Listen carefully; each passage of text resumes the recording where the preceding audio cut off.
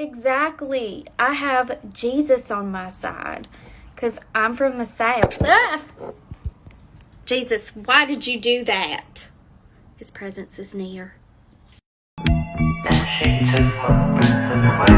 She's a killer, romantic lover.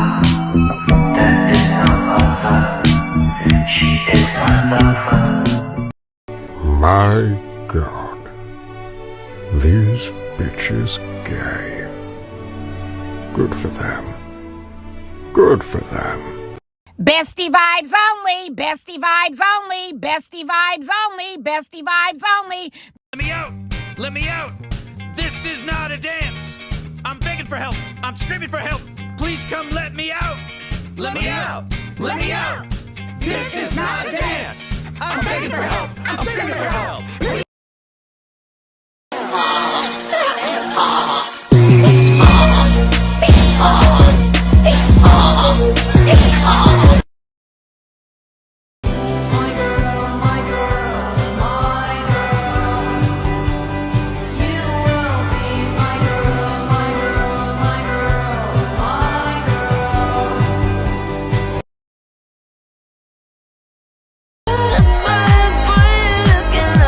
Okay, so I actually sat down and thought about this, and this is who my god tier casting would be for a lesbian Queer Eye.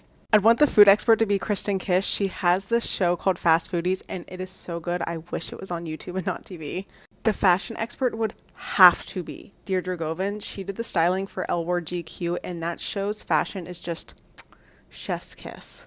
My dream culture expert would have to be Amber's Closet. She's an activist, an OG YouTuber. I feel like no one else could do it better. Okay, so for the hair expert, obviously we all wish that Shane from the L Word was a real person, but I had to do some digging, and honestly, Magda Harari, aka Lesbian Haircuts on Instagram, would be perfect for the job. And then last but not least, we all know this is the hardest job. The interior design expert would have to be Sarah Burks. Literally, she was in an article with Bobby Burks, and they have the same last name. It's just too perfect. Friend, are you a lesbian? Best friend, I'm only saying that because I feel like you're gay. Best friend, congratulations. You should have said it before. I'm over here trying to hook up with all these dudes. Wasting my time, bitch. Rating Queer TV, Part 3. Okay, I want you to go on Google, and I want you to type in Where to Watch Druck Season 6. And then I want you to go watch it.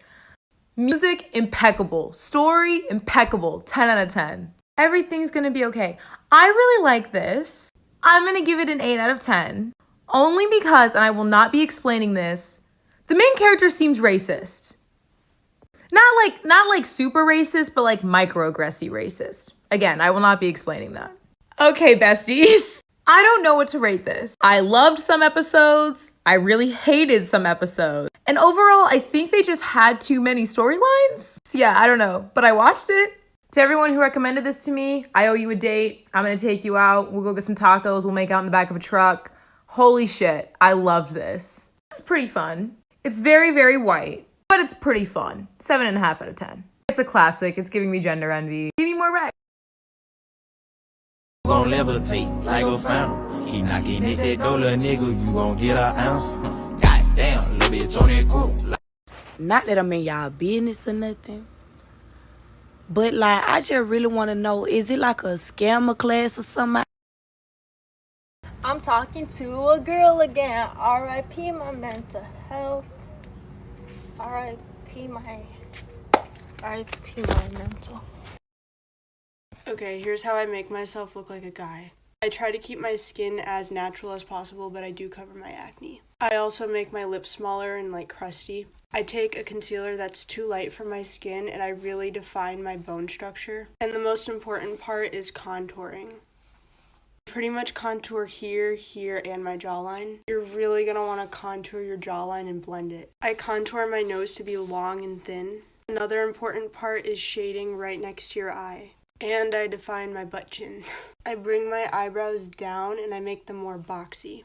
I tie my hair in a bun in the back, and I bobby pin pretty much the entire front part of my hair. And then I take this little curling wand and just kind of like curl the front pieces. And then you kind of just keep teasing and curling until it looks legit. Once you throw a hood or a beanie on, it looks pretty decent from afar. I forgot to do my eye bags. Now you kind of just have to act like a guy. Don't smile, just smirk. Be an ass. New AP, flood. Water on my butt like a tub. I got my little gun in the club. Don't worry about me, I'm a thug. My own mother thought I was a monster. She was right, of course, but it still hurt.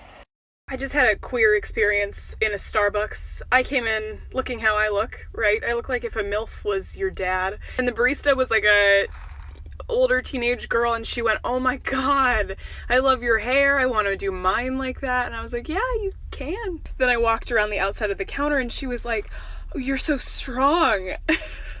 I was like, what? And then she sees my tattoos and she sees the one on my leg and she says, "Oh my gosh, what is that?" And I was like, "It's a fragment of a Sappho poem that is framed and has flowers growing out of the frame." And she was like, "Sappho is such a pretty name. I will have to look that up." I'd give it like 3 months until she has a girlfriend.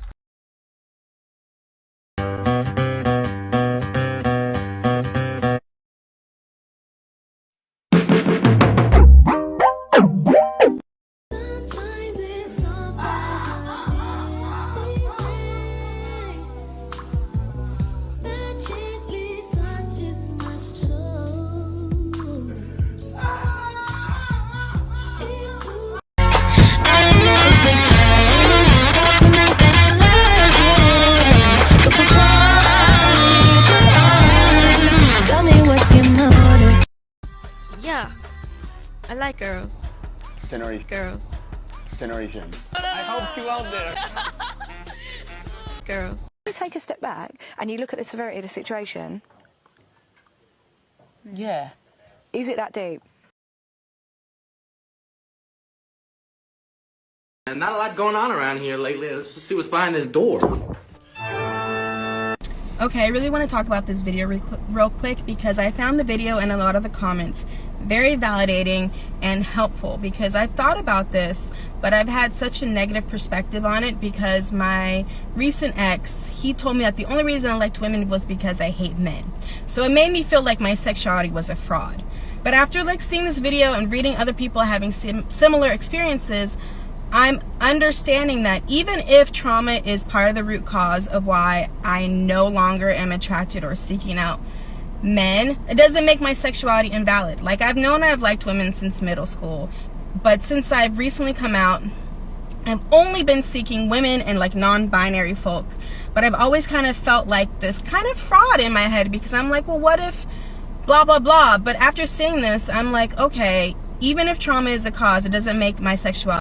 にゃ、1、2、3、にゃ、ありがとう。にゃ、1、2、3、にゃ。I'm a whole vibe. You want to be like me so bad. What are you talking about? How do I want to be like you? Dang. I'm a whole vibe. I got a light bulb back. I'm a whole vibe. Not the croquettes. The mom too. You want to be like me so bad. You got my drawers? No, not this time. Golly, I can't even make a video. It was gay. Why should I have to apologize? I saw gay, so I said gay. That ain't bullying. That's an astute observation. Take your girl on a picnic date. You won't regret it. The sky's falling, girl, let's try to catch it. The sky's falling, bitch, let's try to catch it tonight. Come look. I'm in love.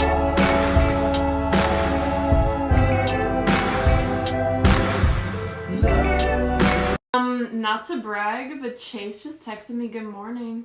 First of all, it's 3 p.m. Second of all, it only took Brett 28 hours to respond to my last text. Oh yeah?